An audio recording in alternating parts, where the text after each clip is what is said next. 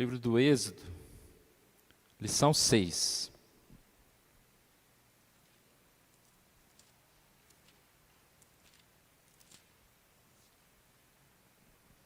A partir de Êxodo 15, 22, nós vamos estudando e lendo algumas passagens aqui na Bíblia. Pode deixar a sua Bíblia aí meio aberta, marcada em Êxodo 15, 22. O título da lição é Lições em Nossa Jornada. O povo acaba de sair do Egito. Nós estudamos aquela cena tão maravilhosa, né? Que é a passagem pelo Mar Vermelho, uma libertação do povo e grande alegria demonstrada por eles no capítulo 15, o Cântico de Moisés. E a vida continua. Interessante que eles saíram da escravidão, mas não foram para o paraíso, eles foram para o deserto. E a revista vai falar que nós também vivemos nesse deserto, uma comparação com a nossa vida. Nós saímos da escravidão, do pecado, somos salvos em Cristo, mas ainda nós estamos nessa caminhada até a segunda vinda de Cristo, que é o nosso deserto. Então todas as cenas que nós encontramos aqui, elas são muito semelhantes às cenas que nós vivemos. Costumamos falar e olhar para o povo do Êxodo, o povo de Israel, dizer, nossa, mas como eles murmuravam, como eles reclamavam. Aí a gente não tem, será que é espelho em casa? A gente não se enxerga, não se escuta. Porque como nós reclamamos, a gente estava falando há pouco do julgar, o julgar, o reclamar das situações, das coisas, e às vezes a gente está tão assim, digamos assim, nesse espírito de reclamar, que tudo que acontece, a gente encontra alguma coisa que não está bom, e a gente reclama. Então, e sempre vai ter, né? Você pode ir lá num hotel maravilhoso, 5 estrelas, e todos 10 pessoas te servindo, te levando para cima e para baixo, a melhor comida, você vai encontrar uma saladinha ali que está sem sal. Você vai encontrar alguma coisa. E você vai reclamar e vai murmurar, quando não fazer um escândalo, né? Fazer um barulho. Somos nós, todos nós somos assim. Todos nós temos essa dificuldade, mas nós no deserto aprendemos, e essa lição ela vai mostrar um pouquinho como que Deus vai ensinando, à medida em que nós vamos caminhando no deserto, as dificuldades que nós passamos, as experiências, e como Deus é bondoso, generoso para conosco, mesmo a gente não merecendo, às vezes Ele continua, né, oferecendo e respondendo às nossas queixas. Então é isso, na introdução nós vimos essa questão, as provações, o sofrimento, são os testes da vida. Jesus veio e nos libertou, como da mesma forma nós temos no exemplo da passagem pelo mar, esse êxodo, essa saída, quando eles foram libertos. E aqui eles colocam como aqueles foram libertos da morte. Mais uma das cenas. A Bíblia é recheada dessas cenas que a gente pode comparar umas com as outras, né? Em tempos diferentes. E a lição compara o êxodo com a saída, a passagem pelo Mar Vermelho, como essa ideia também da morte e ressurreição. Eles entraram como se fosse num momento de morte, mas eles saíram livres. E a gente percebe que o que aconteceu com os carros de Faraó, eles não foram poupados, eles foram mortos. E essa libertação nos leva então à sequência da vida, ao momento em que nós vivemos nesse já, mas ainda não, né? No momento em que nós já estamos transformados, já somos renovados, mas ainda passamos pelas dificuldades, pelos problemas na vida. Ponto 1, testes e crise de fé. Uma vez liberto, o que vem em seguida, a resposta é a santificação, o longo e difícil processo de sermos conformados à santidade daquele que nos remiu. E esse processo começa no deserto, um lugar sempre difícil, um lugar que, com certeza, para se passar, precisa de resistência, precisa de luta, e a gente percebe que nem sempre estamos dispostos a isso. Vamos lá na nossa Bíblia, Êxodo 15, verso 22. Fez Moisés partir a Israel do Mar Vermelho e saíram para o deserto de Sur. Caminharam 3 dias no deserto e não acharam água. Afinal, chegaram a Mara. Todavia não puderam beber as águas de Mara, porque eram amargas. Por isso chamou-se Mara. A lição traz aqui uma lembrança. Se a gente não focar na questão do problema, mas no tempo, a gente vai perceber como eles foram ingratos, né? 3 dias que estavam louvando a Deus pela libertação, 3 dias depois, estavam reclamando, estavam murmurando. 3 dias atrás o povo cantava, agora murmurava. Qual era o problema? Não havia uma água potável, um problema sério. Mas o Deus que os levou até ali, realmente iriam os matar de sede? O Deus que os salvou, o Deus que os libertou, tantos milagres que eles viram nas 10 pragas. O que será que passa na mente do não esperar? Diante desse problema, a primeira reação de Israel foi murmurar e não orar. Qual que deve ser a nossa primeira reação diante de uma dificuldade, de um problema? Orar, clamar a Deus, colocar diante do Senhor a nossa queixa, a nossa necessidade. Mas muitas vezes, quando nós nos deparamos com um problema, ou nós ficamos ansiosos, ou nós ficamos com medo, ou nós começamos a reclamar, como se fosse uma forma de tentar resolver, assim, pelo menos, acho que reclamando eu fico sentindo menos o problema, né? Parece que falar, pelo menos eu falei, eu tirei isso da minha cabeça. Fala com Deus. Confie em Deus. E aí a gente percebe essa primeira lição, que é exatamente a lição da confiança.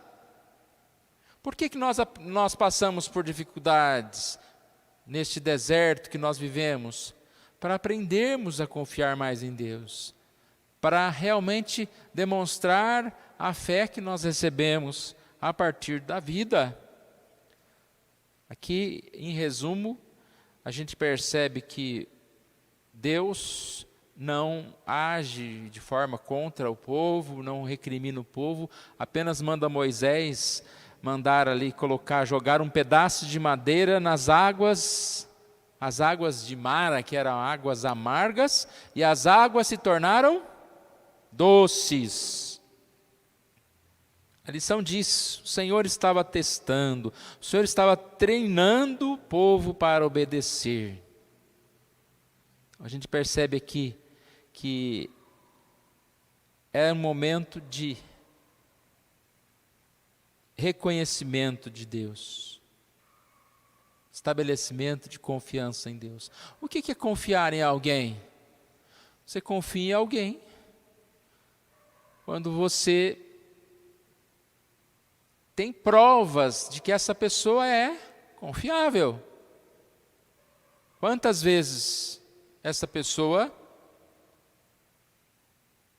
ajudou, estava disponível, e aí você, quando você precisa, você chama, liga, manda mensagem para aquela pessoa que você confia.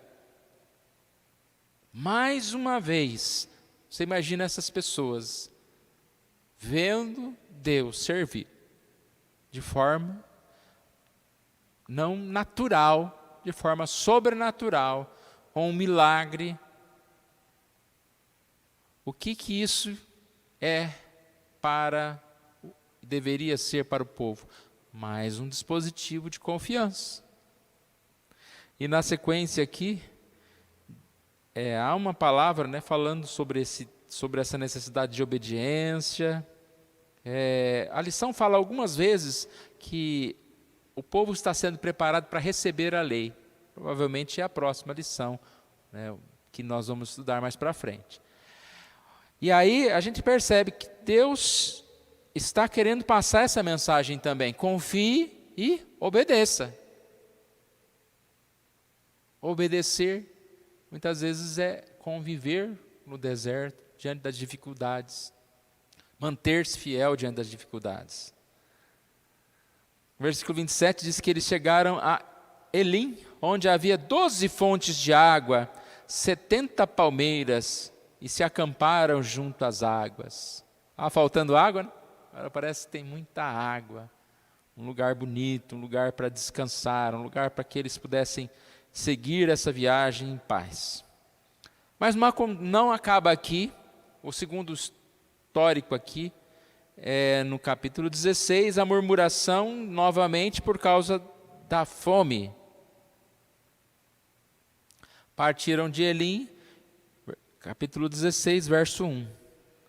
E toda a congregação dos filhos de Israel veio para o deserto de Sim, está entre Elim e Sinai, aos 15 dias do segundo mês, depois de saírem da terra do Egito. Olha o versículo 2. Toda a congregação dos filhos de Israel murmurou contra Moisés e Arão no deserto. Toda a congregação. Disseram-lhe os filhos de Israel: quem nos dera tivéssemos morrido pela mão do Senhor na terra do Egito, quando estávamos sentados junto às panelas de carne e comíamos pão a fartar, pois nos trouxestes a este deserto para matardes de fome toda esta multidão. Então, mais uma vez, essa passagem aqui acho que é uma das mais conhecidas características, né, que nós, quando lembramos da murmuração, nós lembramos dela. Esqueceram do que clamaram, do que choraram, esqueceram de que eram escravos, só lembraram das panelas, da comida. Mais uma vez, eles tinham motivo para sofrer, para estarem sofrendo, sim, mas não para não confiar em Deus. Tudo que eu falei no ponto anterior, repete aqui. Deus fez tantas vezes, Deus cuidou tantas vezes, iria deixá-los morrer? E compete a nós julgar, ou reclamar, ou murmurar, porque aqui fala, né, que eles murmuravam contra Moisés, mas mais à frente nós vemos aqui que vocês estão murmurando era contra Deus. Mais uma vez o Senhor, de forma graciosa, não houve aqui nenhuma queixa, nenhuma palavra dura para aquelas pessoas, mas de forma graciosa, misericordiosa, o Senhor providenciou cordonizes e maná e o pão do céu. E o Senhor estava ensinando a Israel a confiar nele. Essa frase apareceu no ponto aqui um pouquinho acima e ela aparece aqui novamente. A forma que foi dado esse maná é interessante, que não deveria deixar-se para o amanhã. Pegue hoje o que vai comer hoje. Também é uma expressão, né, de confiar. Já pensou se você tem um caixa ali que você tira, naquele dia você pode tirar quanto que você quiser, mas tem que usar naquele dia. Eu quero tirar para o resto da minha vida, para eu não ter que mais preocupar, não é? Não, só para hoje. Só o que você der conta de comer. Amanhã é amanhã. E aí tem a questão do sábado, né? Que aí poderiam pegar para 2 dias, porque não haveria trabalho no sábado. Também era uma forma de demonstrar que eles deveriam descansar, que eles não deveriam viver apenas para aquele recolher, porque eles poderiam assim descansar. E a gente percebe aqui várias lições, né? Essa tranquilidade de descansar. Hoje nós vivemos numa situação tão difícil financeiramente, dificuldade, e aí as pessoas cada vez mais estão ocupadas, arrumando mais trabalho, né? Alguns começam a trabalhar em períodos variados, às vezes arrumam um trabalho a mais, sei lá, no domingo. É difícil você querer julgar as pessoas, então estou falando de uma forma geral. Mas até que ponto a gente não pode e não deve confiar no lugar de tentar resolver as coisas de uma forma que nos afaste até mesmo de um tempo de descanso, de pararmos para irmos à igreja, ou até mesmo para estudarmos a palavra de Deus em casa, para ouvirmos as coisas de Deus, ou ir à igreja durante a semana. Quantas vezes nós deixamos de descansar? E aqui, nesse ponto, ele é bem grande, né? O ponto 1. Está terminando? Está terminando, ponto 1. Ainda tem mais uma parte, do Êxodo 17, de 1 a 7. Que aqui é a respeito do massacre, mais uma vez, a questão da água. Êxodo 17. Tendo partido toda a congregação dos filhos de Israel do deserto de Sim, fazendo suas paradas, segundo o mandamento do Senhor, acamparam-se em Refidim, e não havia ali água para o povo beber. E aí, irmãos?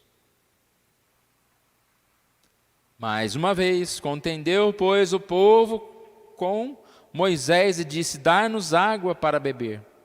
Respondeu-lhes Moisés: por que contendeis comigo? Por que tentais ao Senhor? Aqui que ele fala, né? Que vocês não estão tentando a mim, mas estão tentando ao Senhor, colocando o Senhor à prova. Tendo aí, pois, o povo sede de água, murmurou contra Moisés e disse: por que nos fizeste subir do Egito para nos matares de sede, a nós e a nossos filhos e aos nossos rebanhos? E a gente percebe que essa murmuração, ela vai endurecendo o coração. E parece que cada vez mais que o povo era assim bem tratado, Deus cuidava, agia com misericórdia, mas eles ficavam endurecidos na sua murmuração. Você percebe que uma criança, quando ela é muito mimada, ela vai ficando mais mimada ainda. Ela vai ficando reclamando mais ainda. Mas quando ela recebe uma repreensão, ela fica boazinha, né? Abraça, eu te amo, mamãe, beija a mãe, né? Mas se você ficar só dando tudo que ela quer, ela vai ficando mais birrenta. É mais ou menos o que acontece aqui. Não que Deus não saiba o que está fazendo, porque Deus sabe muito bem o que Ele está fazendo, mas essa foi a forma que o Senhor agiu e estava preparando esse povo. A murmuração endurece o coração, fazendo com que ele passe a pôr Deus à prova, examinando, questionando a sua bondade, julgando. O povo assumiu a posição de juiz e colocou o Senhor no banco dos réus. Como o Senhor respondeu? Versículo 6. Versículos 5 e 6. Passa diante do povo, toma contigo alguns dos anciãos de Israel, leva contigo em mão o bordão com que feristes o rio, e vai. E eis que estarei ali diante de ti sobre a rocha em Horebe. Ferirás a rocha e dela sairá água, e o povo beberá. Repare que Deus está dizendo que Ele vai estar como se na rocha ali. E a rocha vai ser ferida. Como diz aqui, simbolicamente, Moisés aplica a vara de julgamento sobre Deus. Deus toma sobre si o julgamento que o seu povo merece. É como se ele estivesse fazendo, vocês estão merecendo umas varas no lugar de água. Mas o Senhor toma o lugar do povo. Olha mais uma vez esse símbolo, né, do Senhor estar no nosso lugar, sofrendo aquilo que deveríamos sofrer, nos poupando. Mostra-se aqui um Deus misericordioso, que mais uma vez dá a água para aquelas pessoas. E aí fez e brotou da rocha a água.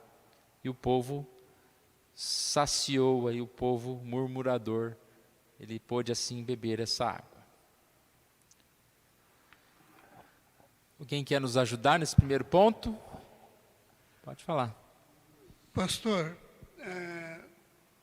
o título da lição tem uma passagem, tem uma escrita muito interessante que fala: Israel no deserto com Deus. Não era com Moisés. Israel não estava no deserto com Moisés. Israel estava no deserto com Deus. E, a partir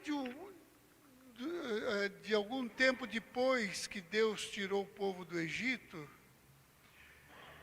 nós notamos que o povo começa a se rebelar contra Moisés, de ciúme de Moisés. Ah, Deus pôs você na frente, então faça isso, então faça aquilo. Por que você trouxe? Por que você nos está matando? Quer dizer, eles começaram a ter ciúme de Moisés, e por isso que eles se levantavam contra Moisés, e esqueceu que Deus estava com ele. Moisés não tinha poder próprio. O poder que Moisés tinha vinha de Deus em determinado tempo, não era direto o poder com ele. Bom, quando o Senhor, usado pelo Espírito de Deus, nos fala que nós também estamos num deserto, eu fiquei pensando que muitas vezes a gente diz assim: poxa, mas por que me aconteceu isso? Por que isso está na minha frente? Eu não sou um crente, eu não sou um presbiteriano, eu não vou na escola dominical, eu não vou nos cultos de oração, eu não vou nos cultos à noite. Por que isso está me acontecendo? Quer dizer, Deus sabia que o povo ia passar por aquele caminho. Por que ele já não foi preparando água na frente, preparando carne na frente? Ah, meu povo vai passar aqui, então já vou deixar água boa. Ah, meu povo vai passar aqui, então já vou deixar carne, já vou deixar pão. Deus não fez isso porque Ele queria ouvir a voz do povo falando com Ele. Assim como Ele quer ouvir a nossa voz hoje, falando com Ele, quando nós encontramos um obstáculo na nossa frente. Então, Deus não prepara nada para nós antes. Ele deixa o problema para nós podermos falar com Ele e Ele resolver.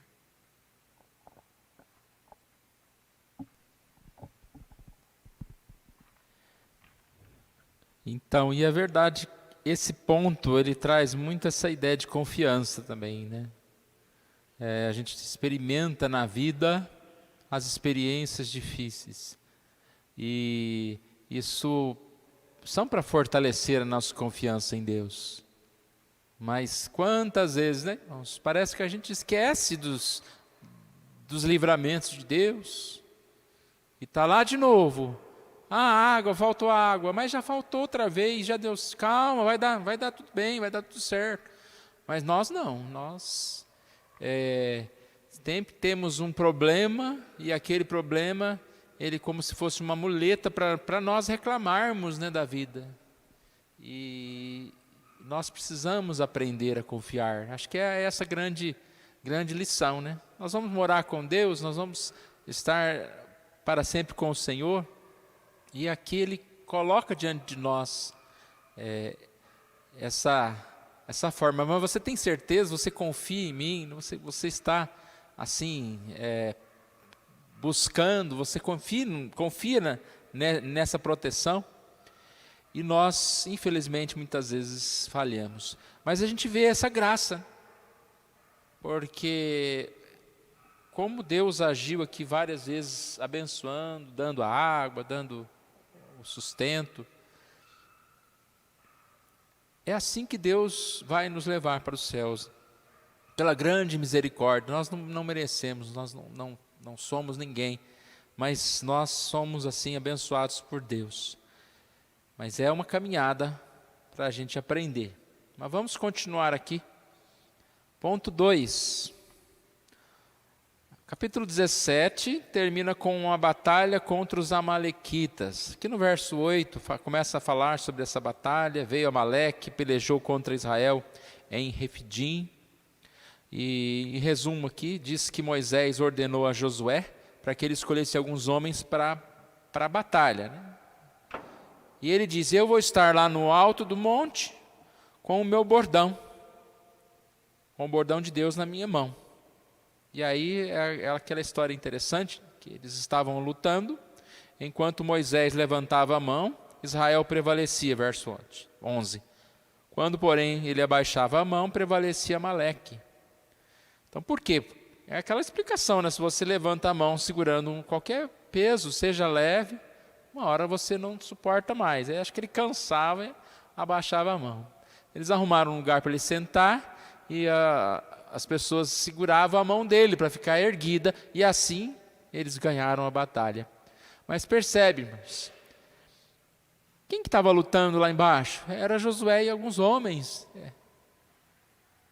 Mas era Josué e alguns homens? Não, era o Senhor que estava fortalecendo a mão daqueles homens.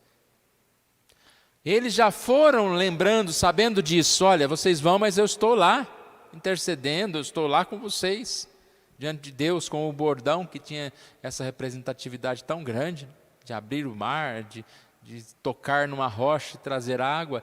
Eu estarei lá. E assim foi essa batalha. E nós percebemos aqui, ele fala a respeito dessa vitória que nós, como povo de Deus, temos diante do inimigo, diante dessas forças que vêm contra nós no deserto. Nessa caminhada do deserto nós vamos ter lutas. Mas quando é que nós vamos vencer? Enquanto nós estivermos com o Senhor, com esse bordão erguido aí. Quando nós estivermos confiando na palavra, confiando no Senhor. Sem Deus, as batalhas são perdidas. E aqui então diz que Deus concedeu a vitória ao povo de Israel, e no final do capítulo 17, nós percebemos essa questão, que as nações que se opõem ao povo de Deus são julgadas por Deus. O capítulo 18 começa com um contraste, aqui falando a respeito da bênção de Deus a outras nações. Fala a respeito de Jetro, o sogro de Moisés. Então, Jetro, ele chega com a esposa, com os filhos de Moisés, e Moisés vai, como dizer aqui, anunciar, contar, falar com ele a respeito das bênçãos, das maravilhas de Deus. O versículo 8: contou Moisés a seu sogro tudo o que o Senhor havia feito a Faraó e aos egípcios por amor de Israel, e todo o trabalho que passaram no Egito, e como o Senhor os livrara. Então, repare o contraste. No capítulo 17, a gente percebe que Deus é contra as nações que se dispõem a ser inimigas, nações estranhas. Mas, neste momento, fica claro que não que Deus é contra a qualquer nação que não seja a nação de Israel. Não era um único povo exclusivo no sentido da raça, né? O pedigree, eu nasci, eu sou filho de tal.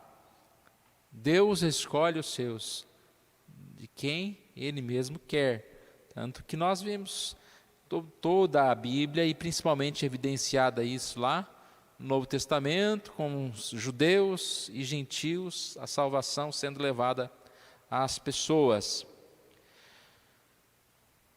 O que aconteceu aqui então? Depois que Moisés contou essas coisas a seu sogro, aqui diz que alegrou-se Jetro, versículo 9, de todo o bem que o Senhor fizera a Israel, livrando das mãos dos egípcios. E aqui a gente vê então uma pregação, Moisés, e aqui a gente vê uma profissão de fé, uma forma de Jetro estar declarando que crê no Senhor. Olha o verso 10. Jetro disse, né? Bendito seja o Senhor que os livrou das mãos dos egípcios e da mão de Faraó.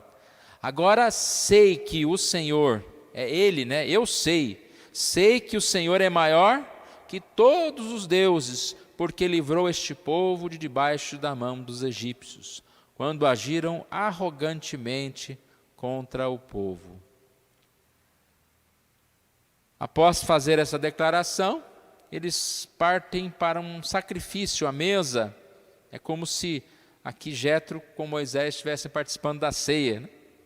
Jetro, sogro de Moisés, tomou o holocausto e sacrifícios para Deus, e veio Arão e todos os anciãos de Israel para comerem pão com o sogro de Moisés diante de Deus.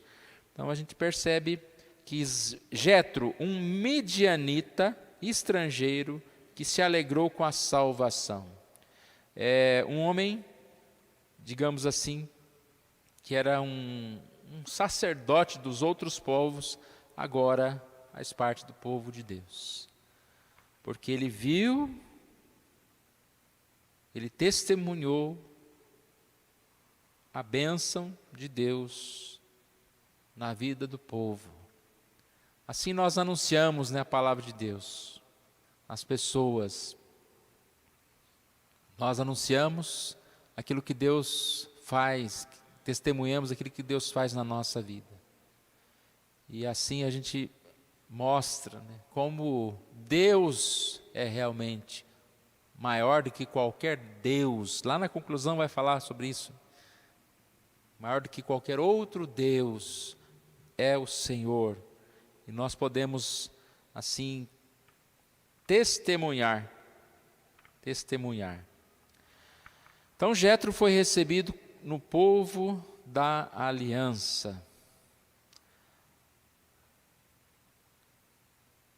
Devemos atentar como as boas novas compartilhadas por Moisés levaram à conversão de Jetro.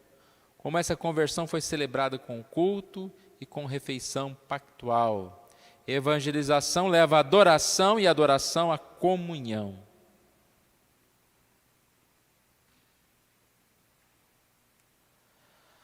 E aqui a passagem também, acredito que mais conhecida a respeito de Jetro, né? Essa parte inicial, ela não é tão estudada, acho que muitas vezes a gente não passa por ela, mas essa parte final aqui, de 13 a 27, ela é mais conhecida. Quando Moisés apresenta uma dificuldade a respeito de julgar o seu povo, olha aqui o versículo 13. Sentou-se Moisés para julgar o povo, e o povo estava em pé diante de Moisés desde a manhã até o pôr do sol. Imagine tantas reclamações, né, tantos problemas para assim resolver. E aí diz que o seu sogro, vendo, pois, o sogro de Moisés, tudo o que ele fazia ao povo, disse: o que é isso que fazes ao povo? Por que te assentas só? E todo o povo está em pé diante de ti, desde a manhã até o pôr do sol?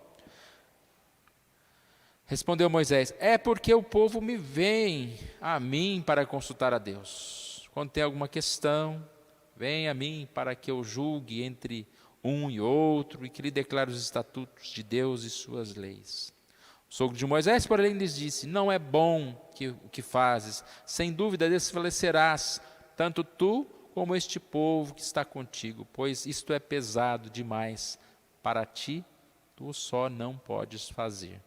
Então ele dá essa ideia, né, de que ele pudesse estar separando ali, procurar homens capazes, homens de chefes de 1000, chefes de 100, chefes de 50, chefes de 10, para julgarem os povos, separar, né?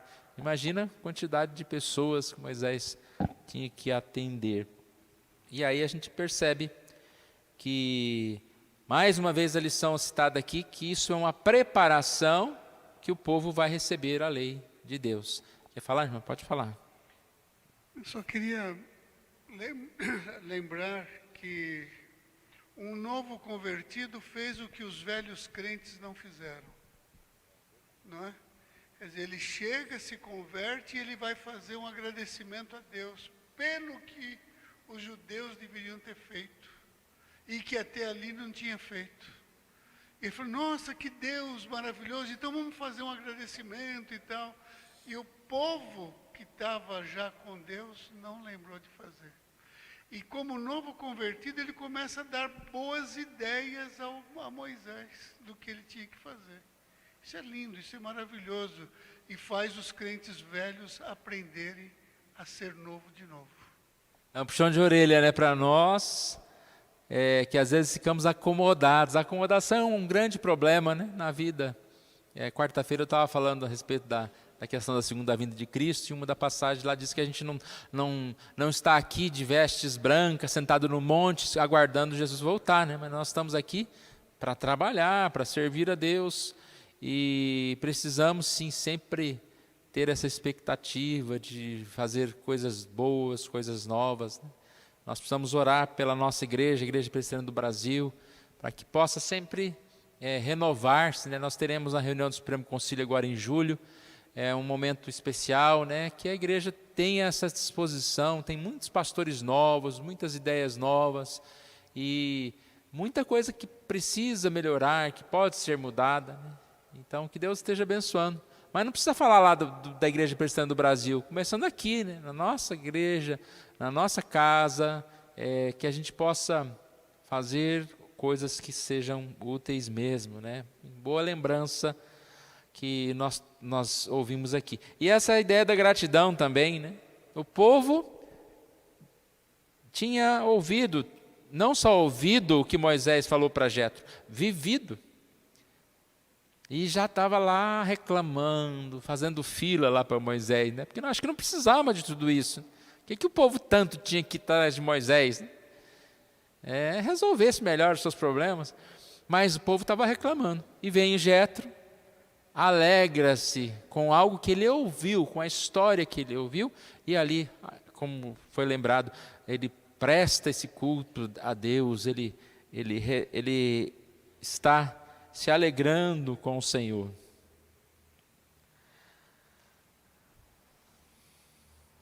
Na conclusão, vemos aqui, o autor de Hebreus chama a nossa atenção, utilizando o exemplo dos israelitas em sua peregrinação no deserto.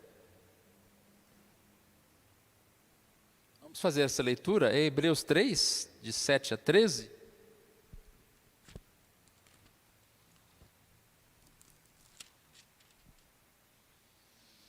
Assim, pois, como diz o Espírito Santo, hoje, se ouvirdes a sua voz, não endureçais o vosso coração, como foi na provocação no dia da tentação no deserto, onde os vossos pais me tentaram, pondo-me à prova, e viram as minhas obras por 40 anos. Por isso me indignei contra essa geração e disse: estes sempre erram no coração, eles também não conheceram os meus caminhos. Assim, jurei na minha ira, não entrarão no meu descanso. Tende cuidado, irmãos, jamais aconteça haver em qualquer de vós perverso coração de incredulidade que vos afaste do Deus vivo. Pelo contrário, exortai-vos mutuamente cada dia durante o tempo que se chama hoje, a fim de que nenhum de vós seja endurecido pelo engano do pecado. Então, a palavra dura, né, irmãos? É um exemplo aqui, não é um exemplo aqui para a gente ler, até o povo de Israel reclamava, então eu vou reclamar também. Não, aqui está dizendo que eles foram, assim, não aceitos. Eles foram pessoas que se endureceram diante da palavra de Deus. E ele diz, tende cuidado, né, que a gente precisa ter cuidado para que a gente não tenha um coração de incredulidade. Mas confie no Senhor. Então aqui diz, o autor de Hebreus chama a nossa atenção utilizando o exemplo dos israelitas em sua peregrinação no deserto. Nós também estamos em uma peregrinação. Como Israel, enfrentamos situações nas quais nos vemos tentados a murmurar contra o Senhor e julgá-lo, considerando o culpado pelo nosso infortúnio. Tentar ao Senhor, né? Culpar o Senhor. Devemos estar atentos a qualquer inclinação do nosso coração nesse sentido. Então, na conclusão, ele dá quase que duas aplicações aqui. Tem a aplicação final, mas primeiro ele fala a respeito dessa questão da murmuração e depois da questão do testemunho. Vem aqui a segunda parte. Também devemos estar atentos, assim como Moisés, às oportunidades para testemunharmos os grandes feitos do Senhor, para que mais pessoas reconheçam que o Senhor é superior a todos os falsos deuses que infestam a nossa cultura moribunda. O Senhor é superior. Mais do que nunca, irmãos, nós temos oportunidade de testemunhar, porque qualquer poder que se levanta, logo a gente percebe como esses poderes são falidos. Qualquer filosofia levantada por homens, mas a palavra de Deus, Ele é o único que é capaz de suprir as necessidades. A verdade do Senhor é maior do que qualquer outra. Mais do que nunca, nós percebemos pessoas necessitadas da salvação, necessitadas de respostas para a sua dor, para a sua ansiedade, para as suas preocupações. E essas respostas estão na palavra, estão em Jesus. E nós podemos sim e devemos testemunhar como o Senhor é superior aos falsos deuses. Os falsos deuses caem dia a dia. Sejam os deuses do dinheiro, dos prazeres, seja o Deus das religiões que as pessoas buscam por aí, o Deus das drogas, todos esses são falsos deuses. Mas nós podemos confiar e anunciar o Senhor. Aplicação. Como você lida com os momentos difíceis ou os momentos de dificuldade? Com murmuração ou com lamento? Então vamos tirar, irmãos, de lição essa manhã. Que a gente possa pensar melhor antes de lamentar. Até a mensagem de manhã foi oportuna, né? Ela ligou uma na outra. O julgamento também, que é uma forma de murmuração, quando a gente está julgando. E hoje em dia as pessoas julgam tanto, até desconhecidos, né, pela internet. Eu fico assim pensando, será que eu sou tão sem conhecimento? Porque as pessoas de repente já julgam, já falam um monte de coisa, de acontecimentos, a respeito de pessoas que provavelmente elas nem conhecem. Então a gente como se a gente colasse um rótulo, né, numa pessoa e já falasse uma lista de coisas. Às vezes o silêncio é melhor, porque nós sabemos que não há ausente sem culpa, nem presente sem desculpa, né, como diz aquela frase. Se você for conversar com o sujeito, ele vai se explicar. Mas será que ele está sendo honesto no se explicar? Então, por que nós somos obrigados a julgar tudo, julgar todos? A gente precisa às vezes parar um pouquinho, descansar, entregue na mão daquele que está julgando todas as coisas. E a questão da murmuração, né, irmãos? O lamento em excesso, a gente deixa de aproveitar, de usufruir tantas maravilhas, porque nós estamos reclamando. Eu sempre cito o exemplo de uma pessoa que está no hotel, né? Porque às vezes parece que é um momento bom, né? Você está no hotel, você está num lugar, numa praia, e quantas vezes você vê uma pessoa num lugar que poderia estar ali descansando, mas a pessoa está totalmente irritada. Esqueci o repelente, o mosquito está me picando, acabou meu dia. E olha que mosquito é chato mesmo. Mas olhe para onde você está, o que Deus está permitindo você fazer. Mas não precisa ser no hotel, não. Andando na rua, fazendo uma caminhada, como é bom a gente poder andar um pouquinho e ver as coisas. A gente tem às vezes costume de andar pelas mesmas ruas. A gente tinha que ter um costume. Bom, primeiro tem que ter o costume de andar, né? Se você não tem o costume de andar, começa a ter o costume de fazer caminhada. Mas andar pelas mesmas ruas, e é interessante quando você passa por ruas diferentes, você tem a sua mente, né, tão exercitada, conhece na própria cidade. Garanto que você não andou todas as ruas da sua cidade.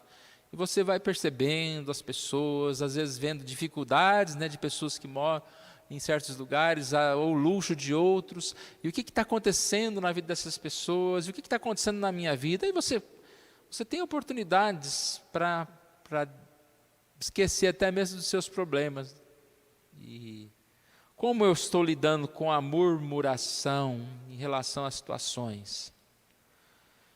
E a segunda parte, que é a segunda parte aqui também, que foi da mesma questão da conclusão, é a aplicação. Você tem testemunhado os feitos do Senhor a outras pessoas?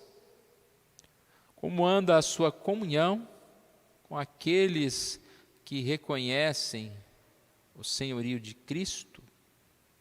Testemunhar, né, em viver em comunhão. A gente tem essa oportunidade de compartilhar essas verdades do Senhor. Como é bom a gente ter oportunidades de ouvir a palavra e concordar com a palavra que é lida, que é estudada, e assim nós nos alegramos. Mas alguém quer falar? Se alguém quiser falar, o Venâncio pode levar o microfone para vocês, para a gente me ajudar aí, tá? Só isso mesmo?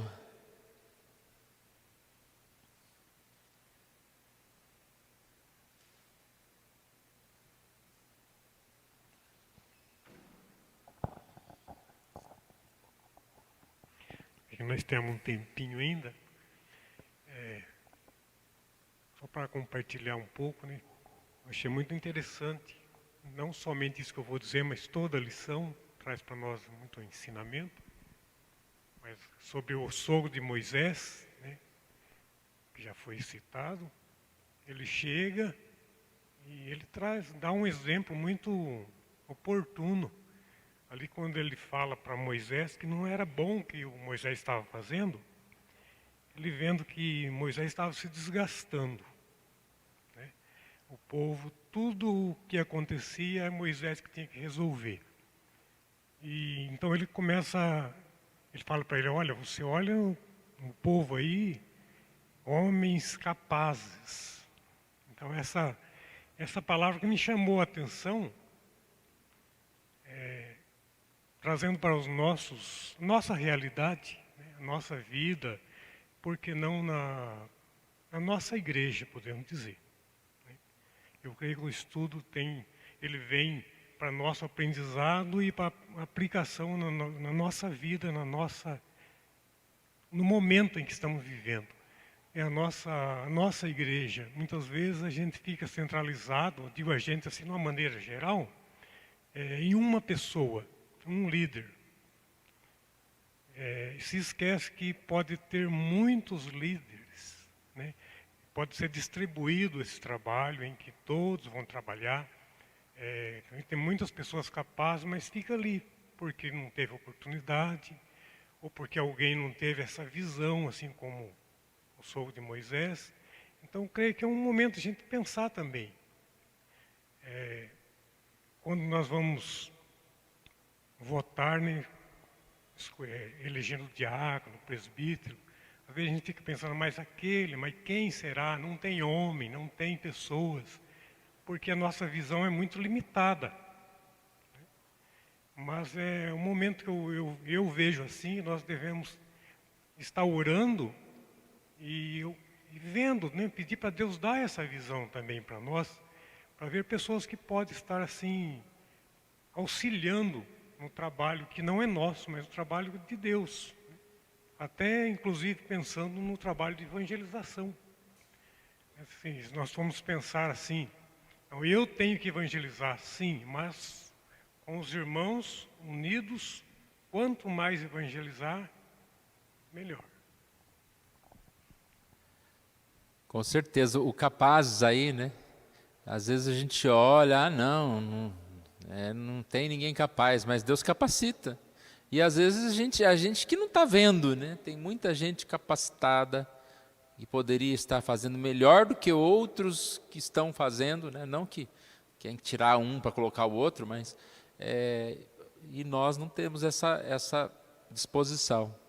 E aí também é uma questão dupla, né? Tanto da liderança de forma geral, a aprender, a discernir e a dar trabalho para os outros, como os que estão sentados, ou digamos assim, os que estão com capacidade de se disporem mais, né? Porque as duas coisas acontecem. Talvez não damos a oportunidade, mas também as pessoas fogem das oportunidades, não têm disposição. Aí entra aquela questão do tempo, não posso porque eu não tenho tempo, não posso porque isso, porque aquilo. E o trabalho é do Senhor, né? Como a gente está realmente vendo, né? Não é do líder, de um líder, dos líderes que já estão ali, mas é de cada um de nós, é do Senhor. Nós precisamos sim nos dispor a esse serviço.